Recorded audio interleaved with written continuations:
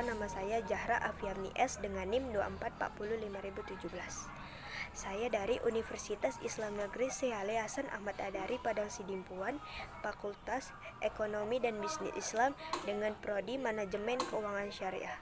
Di sini saya akan mempresentasikan hasil tugas saya yang berjudul Klasifikasi Sumber Daya Alam dengan dosen pengampu yang saya hormatin, yaitu Ibu Rini Hayati Lubis.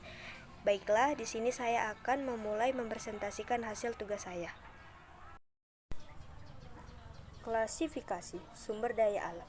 Sumber daya alam atau SDA adalah segala sesuatu yang berasal dari alam yang dapat digunakan untuk memenuhi kebutuhan manusia.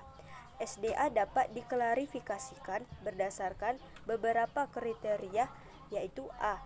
Berdasarkan ketersediaannya. 1.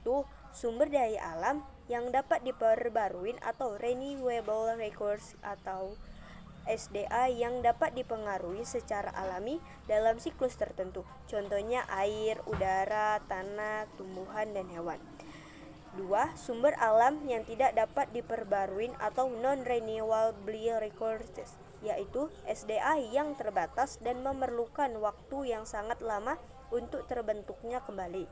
Contohnya batu bara, minyak, gas alam, mineral.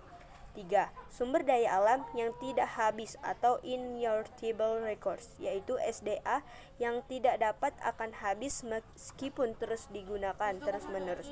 Contohnya energi matahari, angin, dan gelombang laut. B. Berdasarkan jenisnya. 1. Sumber daya alam hayati atau biotik berasal dari makhluk hidup. Contohnya flora atau hutan tanaman pangan dan fauna ternak ikan. 2. Sumber daya alam non-hayati atau abiotik berasal dari benda mati.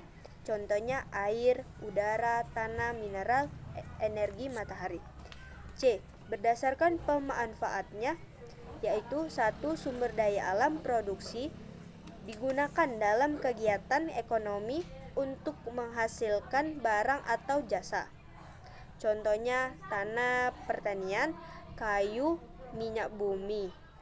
Sumber daya alam konsumsi digunakan langsung oleh manusia untuk kebutuhan hidup sehari-hari. Contohnya air minum, udara, makanan. D. Berdasarkan letaknya. Sumber daya alam terrestrial atau darat terdapat di daratan, contohnya itu adalah hutan, tanah, tambang, dan batu bara.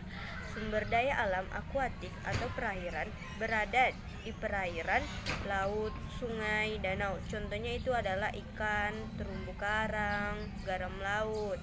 2. Klarifikasi lingkungan hidup. Lingkungan hidup adalah segala sesuatu yang ada di sekitar makhluk hidup yang berpengaruh terhadap kehidupan, yaitu A. Berdasarkan komponennya, dan lingkungan biotik, yaitu semua makhluk hidup yang ada dalam sesuatu ekosistem. Contohnya itu adalah manusia, hewan, tumbuhan, dan mikroorganisme, yaitu lingkungan abiotik. Faktor lingkungan abiotik adalah fisik kimia yang mendukung kehidupan makhluk hidup, yaitu contohnya air, tanah, udara, cahaya, matahari, dan suhu. Berdasarkan bentuknya. 1. Lingkungan alamiah terbentuk secara alami tanpa adanya campuran tangan dari manusia. Contohnya adalah hutan, sungai, laut, pegunungan. Yaitu kedua, lingkungan buatan yang dibentuk oleh manusia untuk berbagai keperluannya, yaitu contohnya adalah bendungan, waduk, taman kota. C. Berdasarkan pengaruhnya terhadap manusia, yaitu 1. Lingkungan menguntungkannya, yaitu adalah memberikan manfaat bagi manusia untuk kehidupan sehari-hari, yaitu contohnya adalah udara bersih, sumber air bersih, tanah subur. Kedua itu adalah lingkungan merugikan, menyebabkan dampak negatif bagi manusia dan makhluk hidup lainnya. Contohnya adalah polusi udara, bencana alam, tanah longsor. Yang kedua adalah pendekatan dalam pengolahan sumber daya alam dan lingkungan hidup, yaitu pertama, pendekatan ekologi, mengutamakan keseimbangan ekosistem dalam pemanfaatan SDA. Contohnya adalah konservasi hutan, pelindungan keanekaragaman hayati. Kedua, pendekatan teknologi, menggunakan inovasi teknologi untuk mengurangi eksploitasi SDA. Contohnya teknologi pertanian organik, energi terbarukan, yaitu pendekatan sosial budaya, menghargai kearifan lokal dalam mengolah SDA secara berkelanjutan. Contohnya sistem subuk di Bali hutan Dayak masyarakat. 4. Pendekatan ekonomi, menyeimbangkan kebutuhan ekonomi dengan pelestarian SDA. Contohnya pajak karbon, pembayaran jasa lingkungan.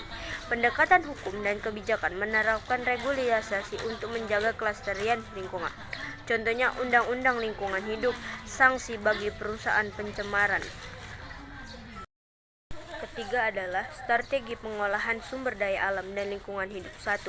Konservasi dan rehabilitas. Konservasi menjaga keanekaragaman hayati dan ekosistem, sedangkan rehabilitas adalah memulihkan SDA yang rusak atau terdegradasi. Contohnya tanaman nasional dan lahan bekas lambang. Pemanfaat berkelanjutan, menggunakan SDA dengan mempertimbangkan keseimbangan ekologi. Contohnya agroforestry, perikanan dan berkelanjutan.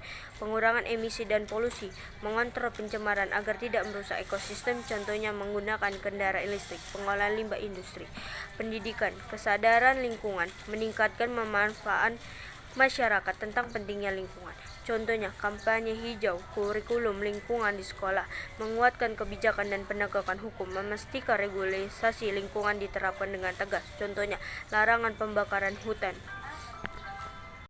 4 adalah contoh pengolahan sumber daya alam dan lingkungan hidup yang berhasil, yaitu 1.